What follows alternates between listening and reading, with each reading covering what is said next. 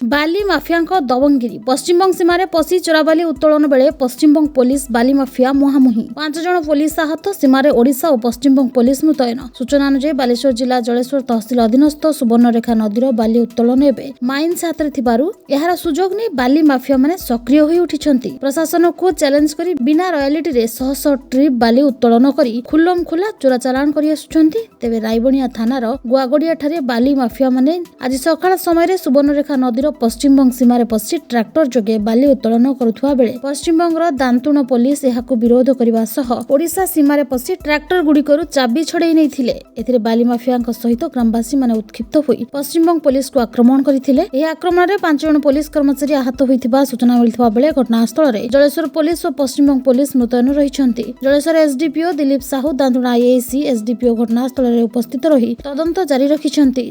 बाली किछि लोक माने एठू उत्तोलन करथिले बोली पश्चिमबंगर दांतुण पुलिस खबर पाइक आसथिले। से गोड़ागोड़ी करिया समय से जो स्थानीय लोकों सहित से पश्चिमबंग पुलिस धस्ताधस्ती होता बोली जहाँ खबर आइला आम आसी पहुँचलु। से भाया बर्तमान स्थिति किसी ना आम कौन हो डिटेल इनक्वारी करुचु कलापर कौन हो डिटेल जीव सीमा तो से भाया किसी स्टैट्यूटरी सीमा एपर्यंत निर्धारण करा जाइनी। तेणुक कौटू किए नौला कौन है आफ्टर ड्यू इनक्वारी जना पड़ो। विश्वजित का रिपोर्ट कामयाब टीवी।